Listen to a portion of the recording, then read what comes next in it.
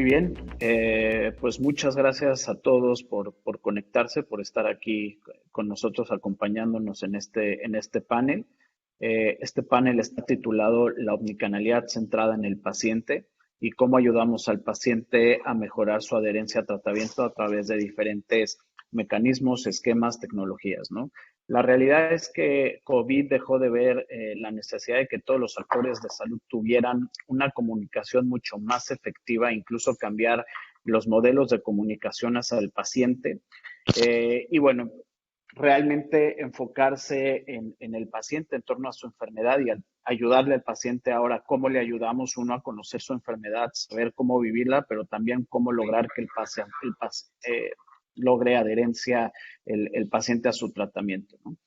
Y bueno, justo para este panel nos acompañan personajes que están verdaderamente involucrados con el paciente y en vivir, digamos, del lado del paciente desde diferentes perspectivas. Y bueno, quiero presentarlos. Tenemos al doctor Rodney López. El doctor Rodney López es Patient Innovation and Engagement para Latinoamérica del laboratorio de MSD. Rodney actualmente es también vicepresidente de FIFARMA, la Asociación Regional de la Industria de la Investigación en la Industria Farmacéutica basada en América Latina.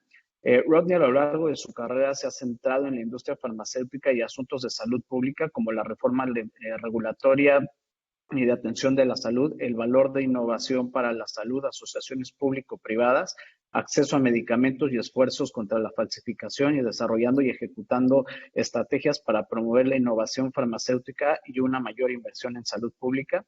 Durante la pandemia también lideró la colaboración histórica de la industria con América Latina de Patient Academy LAPA para hacer la transición de la capacitación presencial y la alfabetización en salud hacia la plataforma digital y hacia un mundo mucho más digitalizado.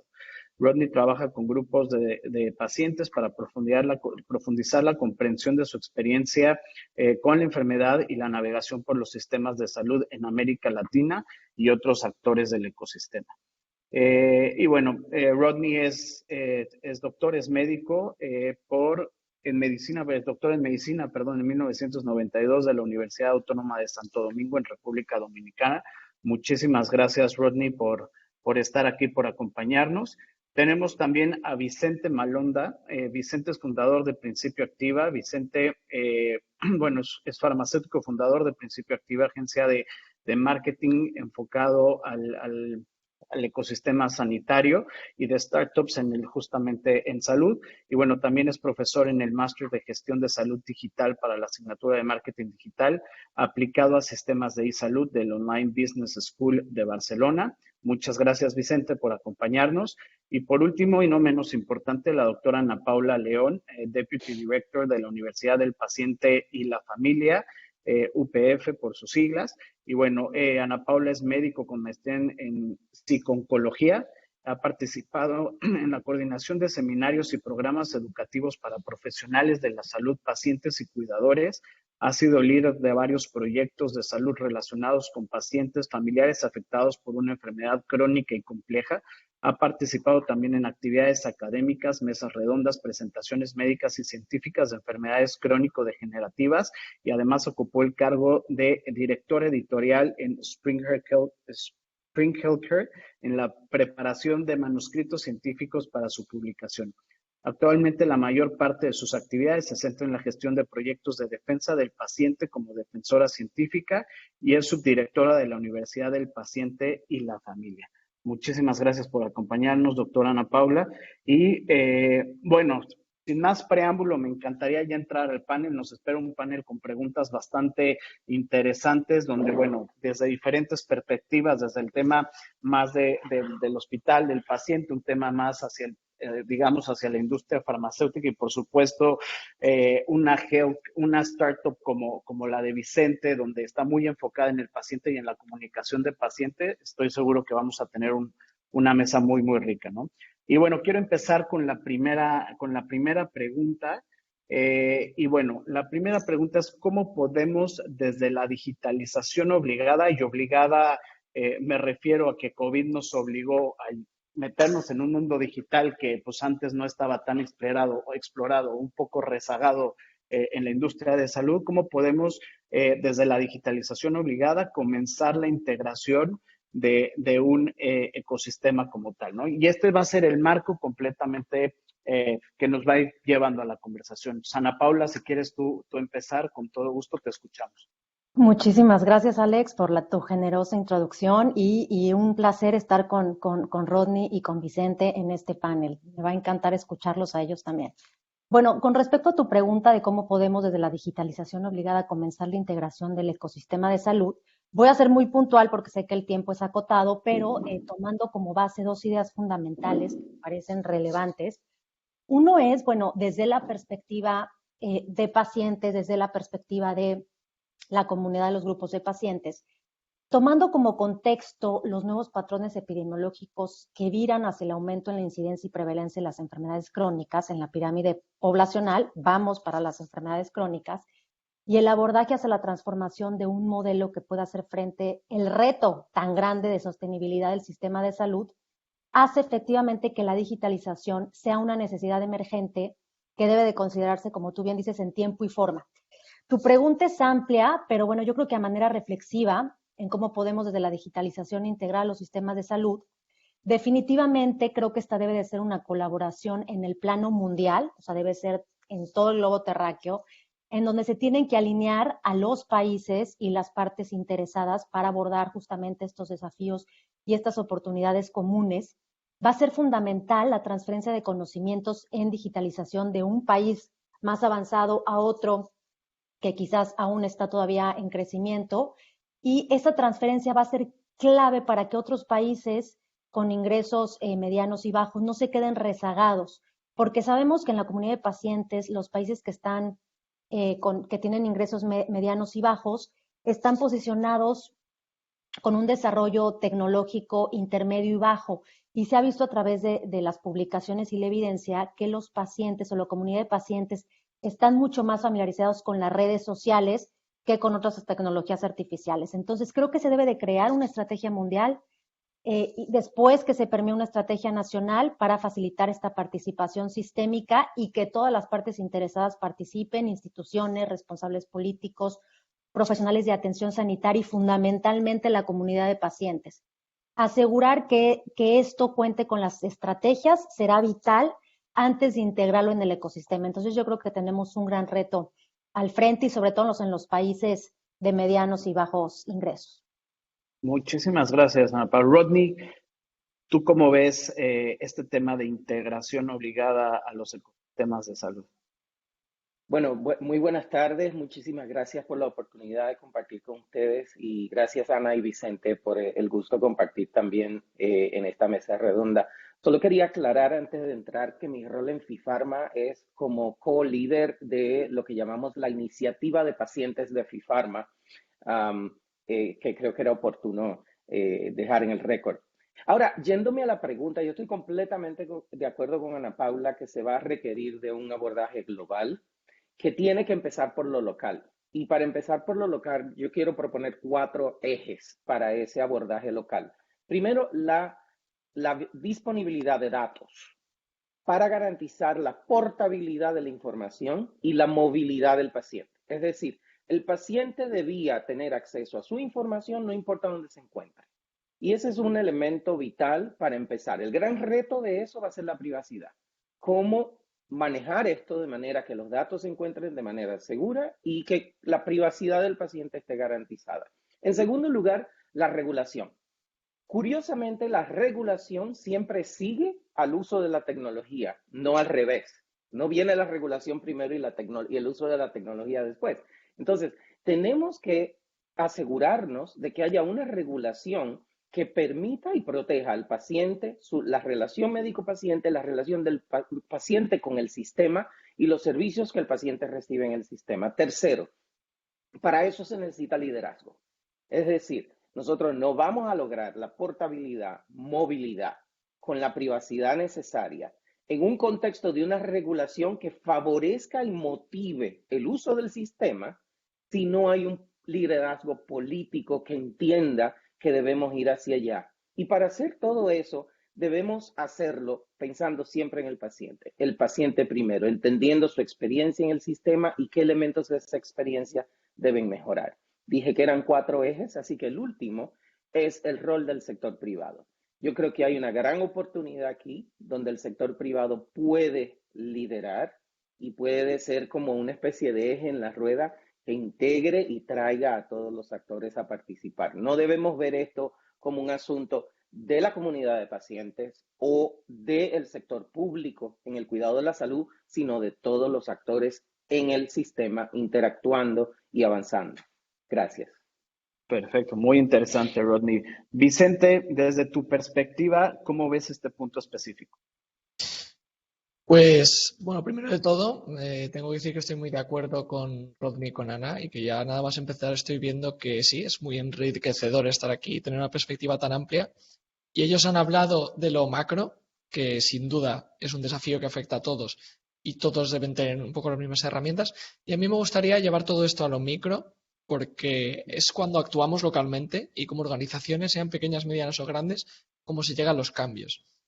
Y en ese aspecto y relacionado con lo que han dicho, que estoy totalmente de acuerdo, un principio muy básico y conceptual que debería asumir cualquier consulta, cualquier hospital, farmacia o empresa, sin importar su tamaño, es que hoy en día ya no hay ninguna diferencia, ninguna, entre un paciente que entra por la puerta y uno que te escribe por correo, te escribe un privado por Instagram o una reseña en Google Maps, por poner ejemplos muy locales. Hay un paciente al otro lado de la pantalla que espera que por mucha pantalla que haya al otro lado le responda un humano, que le responda con atención, con educación sanitaria y que le resuelva rápido las dudas que tenga. Porque aún hoy en día es demasiado habitual empresas sanitarias que tienen como un accesorio su presencia online, sin darse cuenta de que es exactamente igual de importante que atender en persona o por teléfono. Así que antes que aplicar herramientas y estrategias, interiorizar muy bien este principio. Y también diría que para ayudar en este proceso es muy importante definir muy claramente el público objetivo, los públicos objetivos a los que se dirige esa empresa. Porque puede parecer un ejercicio muy abstracto, que no es importante, pero es cuando te pones a poner sobre papel datos como franjas de edad de a quién te diriges, sus intereses, qué páginas web o cuentas de interés siguen, cómo se informan de temas sanitarios, en qué redes sociales están. Cuando tienes todo eso claro, es muy fácil aterrizar una página web y saber cómo estructurarla, una app, saber qué funciones incluir y cuáles no.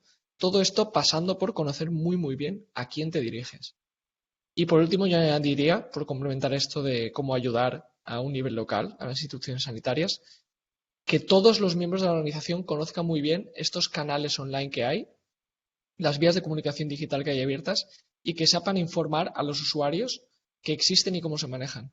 Que también de nada sirve tener una app o un proceso de salud digital y la población no lo conoce ni sabe utilizarlo. Esa parte también creo que es muy importante y por eso es muy importante implicar a toda la organización. Perfecto, súper interesante. Muchísimas gracias por tu participación. Ahora, me quiero ir a la siguiente pregunta, ¿no? Ya establecimos cómo podemos empezar a abordar temas de digitalización a raíz de COVID. Ahora me gustaría entrar y desde sus perspectivas conocer cuáles son los beneficios de contar con un ecosistema de salud que esté integrado evidentemente a través de esta digitalización. ¿Cuáles son como los grandes beneficios que vemos y que podemos realmente cambiar el mindset y la perspectiva y poner realmente al paciente en el centro y que no solo se convierta en un speech, ¿no? Digamos, hacia afuera, sino realmente lograrlo? Y Rodney, aquí me encantaría arrancar contigo esta pregunta. Sí, muchísimas gracias, Alex. Me gustaría dejarle una pregunta sembrada a Vicente cuando él comienza a segmentar la población, un poco también pensar en el lenguaje. Me gustaría escuchar su comentario de cómo comunicarse con diferentes grupos etarios. Pero yéndome a tu pregunta, Alex, yo pienso que la principal ganancia, el gran beneficio de movernos a un sistema digital es que vamos a democratizar el sistema. Entonces vamos a tener un sistema de salud capaz de llegar quizá a lugares donde hoy no hay presencia física del sistema de salud, capaz de comunicarse con las personas independientemente de donde se encuentran y de proveer acceso a servicios de esa manera y a un ser humano del otro lado, como decía Vicente hace un ratito. El gran reto de eso, y nosotros lo hemos visto en América Latina, es que el acceso a conexiones y el acceso a lo que llamamos broadband, el ancho de banda en diferentes lugares puede ser diferente. La capacidad de tener un aparato, y por eso Ana se refería al principio de la diferencia entre los países de alto ingreso, los de mediano ingreso y los de bajos ingresos, porque ahí van a haber realidades completamente diferentes. Entonces va a haber una necesidad de hacer un proceso universal o global pensando en lo local, como nos decía Vicente hace un ratito, y en las peculiaridades a nivel local que harán posible el sistema o que impedirán, que serán barreras que el sistema deberá superar. Entonces, número uno, la democratización del sistema. En segundo lugar, si tenemos al paciente conectado y el paciente tiene acceso por vía digital, vamos a tener una alta posibilidad de un mayor cumplimiento, de una mejor adherencia al tratamiento y a seguir las recomendaciones del médico que les está atendiendo. Y eso va a redundar entonces en un beneficio de mejores resultados para el sistema de salud. A todos nos preocupa la sostenibilidad del sistema y esa sostenibilidad pasa por ser una sostenibilidad financiera, entre otros contextos.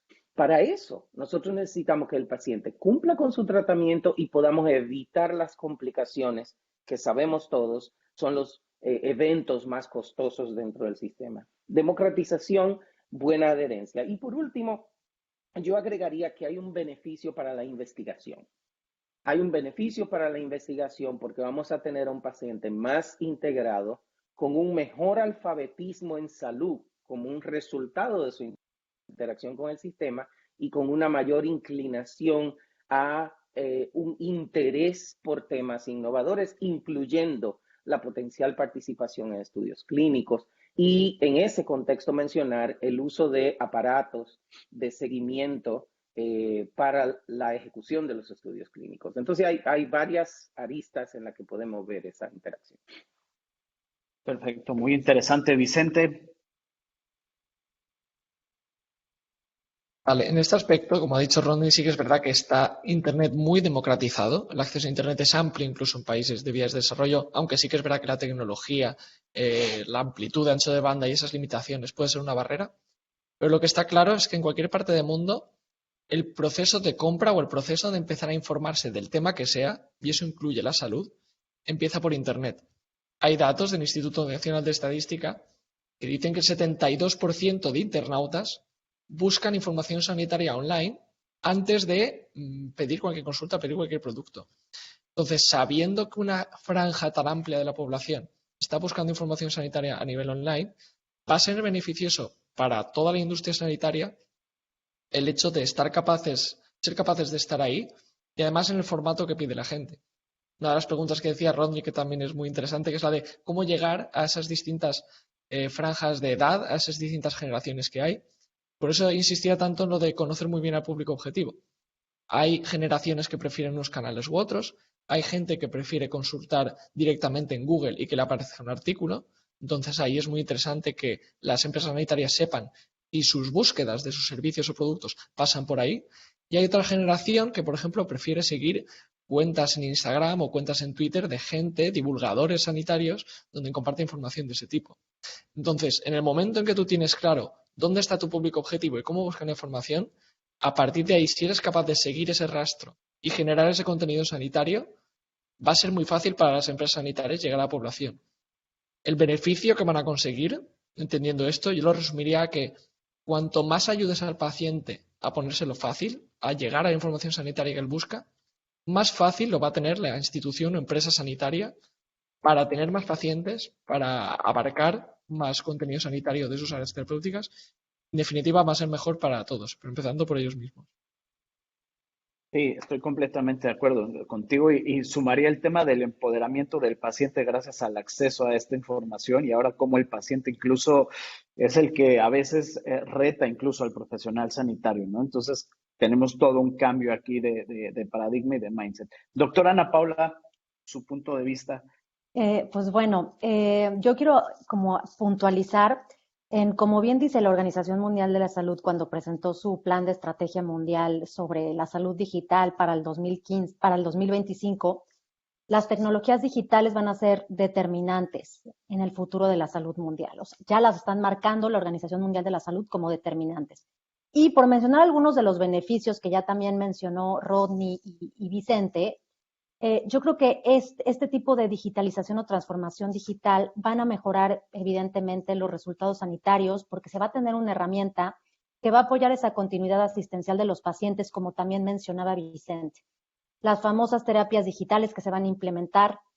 Y algo bien interesante a lo que hacía referencia Rodney es que se van a permitir la gestión de datos que analicen de mejor manera los perfiles de la comunidad de los pacientes y vamos a poder fortalecer la medicina personalizada, ¿no? Sin olvidar, muy importante, que siempre debe prevalecer el contexto humano sobre el técnico. Entonces, ahí sí creo que va a ser sumamente importante mantener la humanización en salud como prevalencia, que prepondere antes del contexto técnico, ¿no? Porque de por sí estamos todavía con desafíos importantes a nivel de hacer que los ejes de humanización en salud son los que prevalezcan en las instituciones. Esto también va a ser un gran reto y va a haber un mejor acceso a la participación de ensayos clínicos por los pacientes, que Rodney no me dejará mentir, que aún las rutas son complejas para que los pacientes puedan accesar a ensayos clínicos. Se van a poder responder de mejor manera a las crisis en salud, como en este caso fue lo de la pandemia.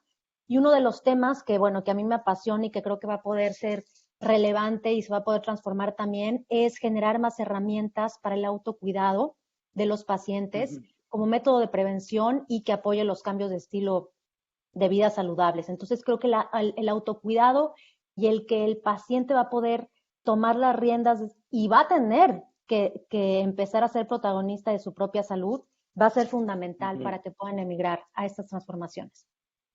Perfecto. Rodney, aquí me gustaría escuchar un poco tu opinión al respecto, digamos, desde tu perspectiva y desde tu posición en cuanto al tema de el paciente ahora está mucho más enfocado o vamos hacia una tendencia de prevención, ¿no? Y de medicina preventiva y de cómo justamente hacemos que los pacientes no lleguen a estos desenlaces ya de padecimientos crónicos avanzados, ¿no? Me encantaría escuchar cuál es tu punto de vista y cuál es tu, digamos, tu perspectiva desde la posición que funges actualmente. Fíjate, voy a comenzar con algo que me sucedió anoche. Conversaba con un amigo médico que trata a pacientes con COVID. Y este amigo médico me decía que estaba conversando con un paciente enfermo que no quería ir al hospital. Y cuando se tornó muy emocional la conversación, él le dijo a este paciente, tú no quieres venir porque no has visto lo que veo yo. Y fue un momento dramático para mí de la conversación porque este doctor está tratando de salvar la vida de un paciente que está renuente a irse al hospital. ¿Por qué esa renuencia? ¿Por qué no una inclinación proactiva al cuidado de mi salud? ¿Por qué esperar el último momento? Yo ahí propondría que tenemos un camino por recorrer todavía con grandes segmentos de la población que no han asimilado todavía la idea de que en salud es mejor ir delante que llegar tarde. Y yo creo que esa va a ser una gran tarea para todos los actores del sistema. ¿Cómo vamos a ayudar a la población a entender que si yo cuido mi dieta es mejor que tratar diabetes o hipertensión? Que si yo tengo un estilo de vida saludable y me ejercito y cuido mi peso, va a ser mejor que tratar las consecuencias del sobrepeso. Que si yo soy proactivo en hacerme mis estudios de diagnóstico cuando corresponden según las recomendaciones de las sociedades científicas, yo voy a poder diagnosticar mi cáncer más temprano. Y un cáncer diagnosticado más temprano es quizá un ticket sabemos que es un ticket a un mejor resultado, pero ya estamos hablando hasta de la posibilidad de curar.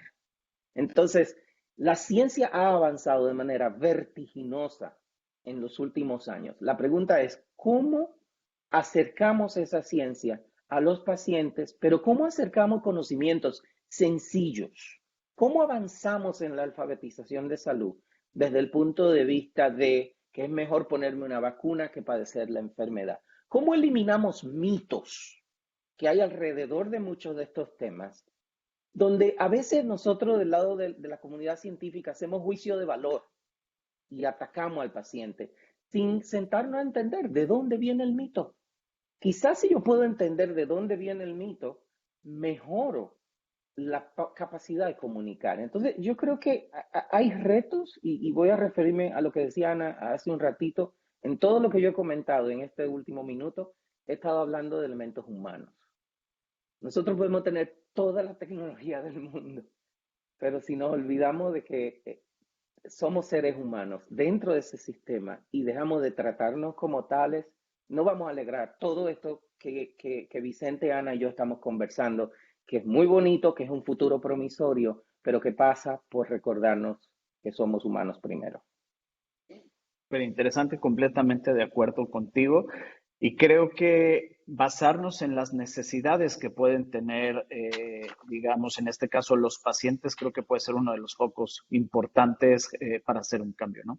Y me quiero ir con esto a la siguiente pregunta. Hemos hablado de democratización, hemos hablado de empoderamiento del paciente, de aspectos tecnológicos, y me encantaría escuchar su punto de vista de cómo podemos realmente contar con un sistema de salud que sea mucho más inclusivo. Y la pregunta también si a través de crear soluciones tecnológicas enfocadas en el paciente que busquen cubrir estas necesidades, puede ser, digamos, una de las posibles caminos o soluciones. Y aquí me encantaría arrancar contigo, Vicente, con esta pregunta. Sí, en este aspecto, relacionado con lo que ha dicho Ana, de que prevalezca el lado sanitario frente al lado tecnológico y de este factor tan importante de la prevención que ha dicho Rodney, yo creo que un proceso que seguro que les suena a todos y todas quienes nos están oyendo es el de Design Thinking, que es el de crear un producto o servicio partiendo de las necesidades que hayas detectado antes del usuario, en este caso el paciente o el cuidador. ¿Qué pasa? Esto es algo que está muy interiorizado en la cultura de startups y empresas healthcare de reciente creación, pero que está a veces muy poco integrado en sistemas sanitarios públicos y privados, que es donde más falta hacen, de hecho. Y estas organizaciones, lo más común, al menos en el caso de España que conozco más, es a veces programas informáticos anticuados o inexistentes simplemente porque le es más cómodo al personal sanitario, porque llevan años trabajando con él y les da pereza cambiar. Les es más cómodo también al soporte informático, desarrollaron el programa hace años y ahí se queda y no tienen que esforzarse en desarrollar nuevas actualizaciones. Y no se tuvo en cuenta en todo el proceso de creación de estos programas al usuario final, que es el paciente, a veces incluso al sanitario. Teniendo esto en cuenta, yo destacaría 3 puntos para abordar esta parte de la inclusión. Lo primero, diseñar procesos con criterios de calidad en la asistencia sanitaria, no criterios de a ver quién hace la app o el proceso online más barato y más cómodo para los desarrolladores. De Design Thinking, pensando en la comodidad del proceso para el paciente, aunque eso obligue y fuerza al personal sanitario a cambiar. Tenemos que asumir que vivimos una era en la que hay que cambiar más a menudo, no nos tiene que crear resistencia a eso.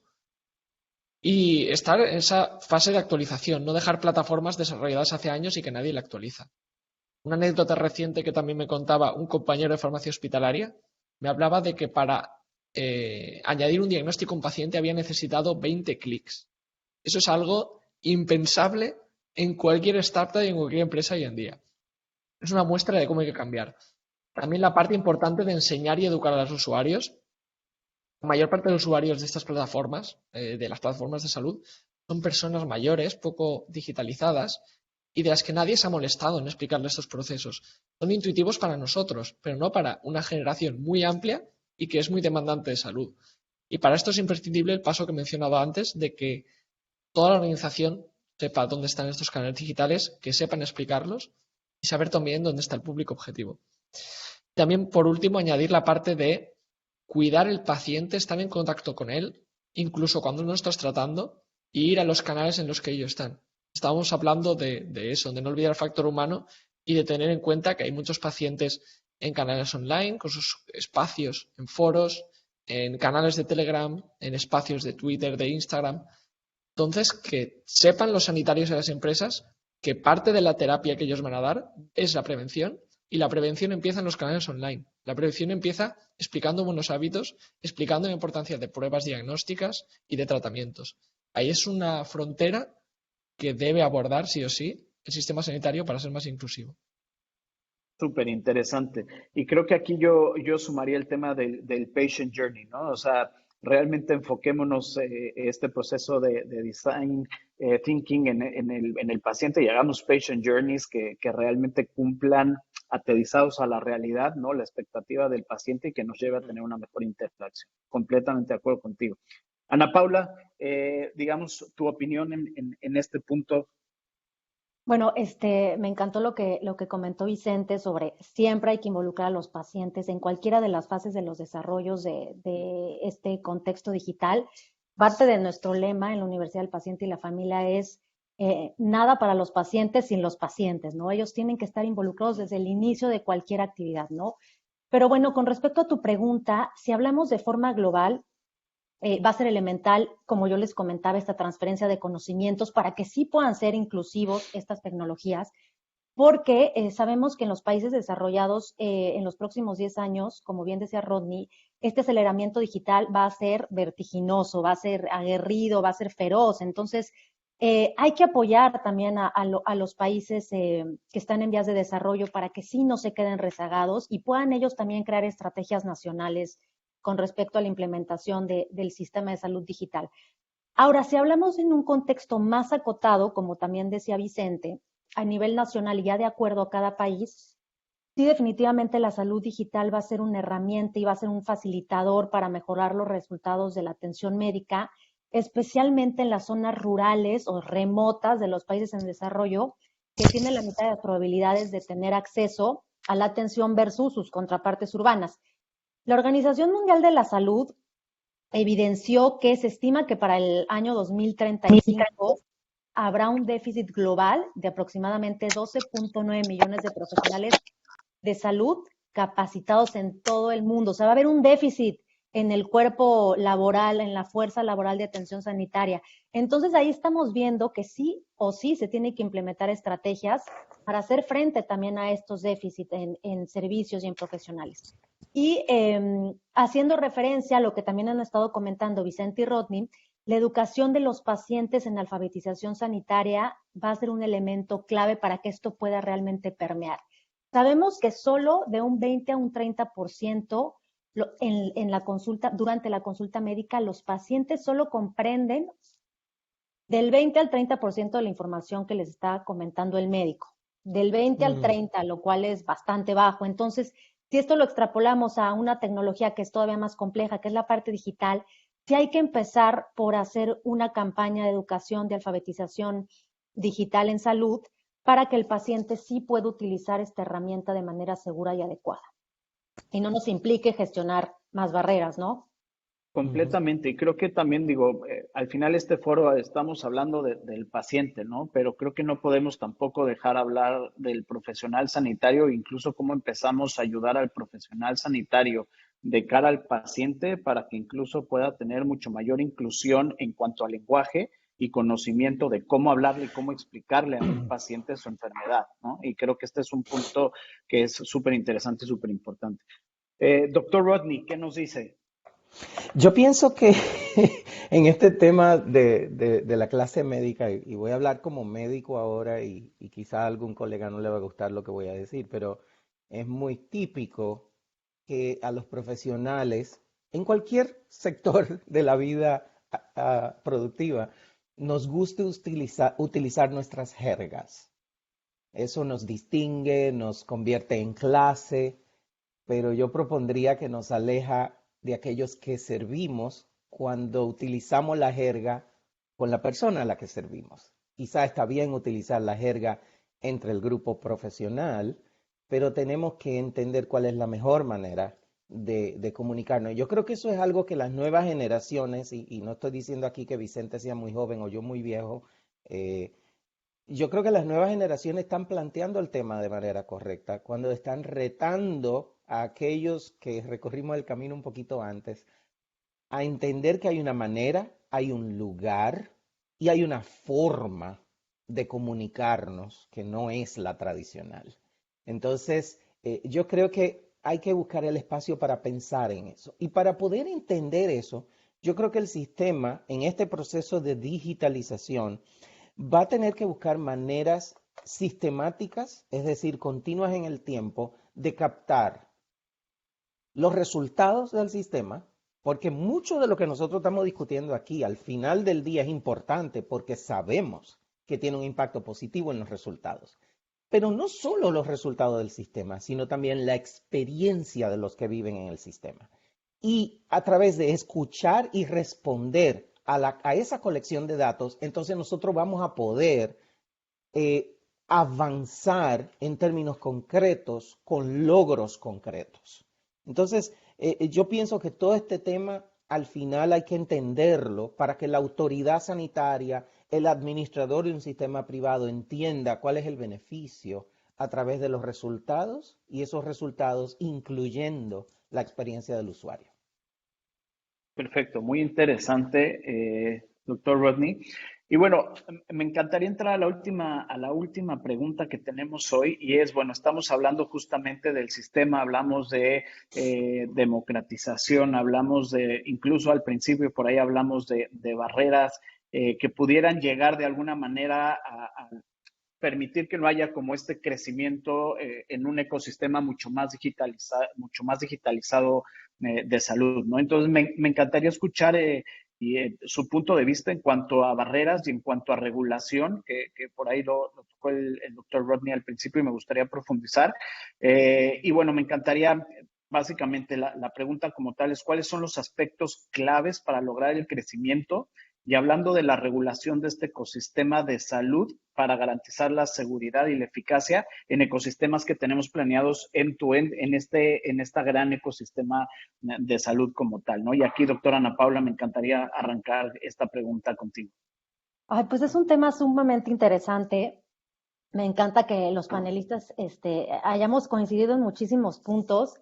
Bueno, la salud digital, como lo he comentado, debe de formar parte integral de las prioridades de salud y beneficiar a las personas, como decía Rodney, de manera ética, segura, fiable, equitativa y sostenible. Nosotros en los desarrollos que hemos hecho de recolección de información para hacer estudios de investigación, hemos todavía podido identificar que hay un miedo por parte de la comunidad de pacientes a proporcionar información, ya sea de cualquier tipo, incluso evidentemente no de nombre ni de dirección, pero ya cuando empiezas a preguntarles sobre su estado de salud, todavía hay muchas barreras que ellos tienen que atravesar, todavía no están 100% familiarizados, evidentemente, con esta parte digital, y también están muy inseguros en si sus datos que se proporcionan van a estar en un lugar seguro, si va a haber una protección de datos. Entonces, eso lo hemos visto de manera reiterativa en muchas de las investigaciones que hemos hecho. Incluso muchos de ellos no participan en estas investigaciones por miedo a que sus datos vayan a llegar incluso a su médico y el médico no lo vaya a atender porque lo calificó de una forma inadecuada, ¿no? Su atención. Entonces, creo que debe desarrollarse toda esta transformación digital alineados a principios de transparencia, de replicabilidad, de privacidad, de seguridad y de confidencialidad. Si no tenemos ese espacio seguro para los pacientes, creo que necesitamos trabajar antes de activar esta integración. ¿Y cómo se van a proteger la privacidad de los datos de la comunidad de pacientes? ¿Cuáles van a ser las estrategias de ciberseguridad que se van a llevar a cabo? Estamos hablando de temas éticos también. Y en paralelo con esto también habrá que promover en la comunidad de pacientes esa confianza en la proporción de sus datos y, como tú bien decías, Alex, ese empoderamiento, ya que ellos van a tener que empezar a ser parte de su propia, ser protagonistas de su propio autocuidado y también van a tener que ser socios estratégicos de los médicos, ¿no? Sabemos que los pacientes todavía están bajo un modelo paternalista en donde al médico se le concede esta mayor capacidad de la toma de decisiones, pero ya empezamos hacia un modelo de toma de decisiones compartidas. Entonces, ese uso de tecnología va a centralizar mucho la experiencia del paciente en su viaje o en el viaje del paciente y también nos va a ayudar a disminuir los costos en salud. Sabemos que la implementación de soluciones digitales van a poder ayudar a que los pacientes no haya derivaciones innecesarias, a ahorrar gastos también de diagnósticos oportunos, de tratamiento y bueno, la tecnología de Internet móvil existente ya vemos que es bastante exitosa. Entonces hay muy buenos datos que nos refieren que si se implementa de manera adecuada, salvaguardando la ética, la privacidad, esto va definitivamente a generar grandes cambios a favor de la salud centrada en la persona. Muchísimas gracias, doctora. Vicente, ¿tú qué opinas en cuanto a la regulación y las barreras que tú ves actualmente y cómo podemos superarlas? Bueno, a raíz de lo que ha dicho Ana, que es verdad que ya se ha acabado, se está acabando la comunicación sanitaria desde ese paternalismo en el que la industria sanitaria, los profesionales hablaban y el resto obedece. Estamos viendo, y como hemos visto a lo largo de la charla, la información sanitaria y la información en general se ha democratizado, todo el mundo participa y puede compartir sus dudas, compartir sus inquietudes. Y ahí es donde los profesionales sanitarios y la industria, las empresas, les toca ya dar un paso al frente en el sentido de que saber que hay que estar en los canales donde están los pacientes para resolver sus dudas de privacidad y confidencialidad, por ejemplo, que para nosotros, como profesionales de la industria, tenemos muy claro que hay una legislación detrás, que están protegidos en todo momento, que hay mecanismos de seguridad, pero la población ahí fuera no lo sabe. Y afecta al tema de legislación que no lo saben, por ejemplo, algo tan básico como saber cómo se ha producido una vacuna. Aquí, a raíz de la vacuna de COVID, supongo que habéis visto en todos los países, había muchas dudas, hay escepticismo, y ya no hablo de antivacunas, sino de gente que tenía mucho escepticismo porque se pensaba que las vacunas no se habían probado en gente. Y nadie les ha explicado que existen los ensayos clínicos, que existen un montón de fases y que se ha probado en un montón de pacientes sanos antes de llegar al mercado. Las cosas que nos parecen básicas, nadie se ha molestado en explicárselo a la gente. Entonces, bajemos de ese pedestal de paternalismo, hagamos un ejercicio de humildad y expliquémosles hasta lo más básico, aunque nos parezca una obviedad. Toca darles más participación, toca bajar a dónde están ellos, alfabetizar, como ha dicho Ana también, a toda la población. No podemos seguir dando por hecho que la ciudadanía debe saber manejarse perfectamente una app para pedir una cita o consultar algo. Hay una parte muy importante de la población que no ha nacido con esa tecnología y hay que darles facilidades, talleres de formación, lo que haga falta, sin duda lo que haga falta, porque la prevención va a salvar el sistema sanitario en el sentido de que cuanto antes abordemos una enfermedad, más va a abaratar los costes y eso empieza por empezar a comunicar esos buenos hábitos a través de canales online. Y respecto a la regulación, ya lo hemos comentado, la frase que se dice que la legislación siempre va un paso por detrás de la realidad. En ese aspecto creo que también a los cuerpos legisladores les toca habilitar canales específicos para los sistemas sanitarios para que haya mucha más agilidad a la hora de aprobar ciertas medidas y ciertos canales de comunicación. Y, en fin, adaptarse a una realidad que ya necesitamos adaptarnos a ella. Perfecto, muy interesante. Rodney, ¿cuál es tu punto de vista en cuanto a regulación, barreras? Primero, yo pienso que nosotros tenemos que comenzar por un reconocimiento de la igualdad de los actores, el paciente como un igual en el sistema. Nosotros cuando comenzamos nuestro trabajo como Asociación de la Industria en América Latina, parte de nuestro análisis fue entender que hay una asimetría. Y típicamente es una asimetría de conocimiento. Y típicamente uno usaba ese término y uno decía, el paciente sabe menos. En el proceso de trabajo con pacientes, cuidadores y grupos de pacientes, nos hemos ido dando cuenta que el paciente sabe más de algunas cosas. Entonces, no es una relación donde el médico lo sabe todo y el paciente no sabe nada. El médico no puede hacer nada si no escucha al paciente. Entonces, es entender que esa asimetría de información se hace simétrica en la medida en la que yo entiendo y respeto al otro participante del sistema. Entonces yo te diría que para hacer una buena regulación hay que hacer un proceso que incluya la participación de muchos, empezando por el paciente y centrada en el paciente. En segundo lugar, yo pienso que hay que pensar en actores no tradicionales para el diálogo de la regulación de la digitalización de la salud. Empresas como la de Vicente, por ejemplo, donde hay el conocimiento técnico de qué hacer, de cómo hacer, y eso tiene que impactar de manera práctica el proceso regulatorio. Queremos que haya una regulación que permita y promueva el ejercicio. Pero nosotros sabemos que si sobreregulamos, podemos desmotivar aquello que queremos motivar. Entonces, en el proceso de regular, va a ser muy importante que se cree un sistema que no sea demasiado complejo y que no tenga tantas salvaguardas que termine siendo un sistema que nadie utilice, porque entonces no habremos avanzado. Y en ese sentido yo pienso que el ejercicio debe ser un ejercicio basado en evidencia. ¿Cuál es la información disponible? ¿Cuál es la evidencia que existe? ¿Qué piensan diferentes actores del sistema? ¿Qué proponen y sugieren? Y en ese sentido podemos aprender y avanzar compartiendo. Entonces, a mí me gusta siempre pensar en términos de acción y verbos. Yo propondría que para regular necesitamos aprender y para aprender necesitamos compartir. Perfecto. Súper interesante, todos los puntos.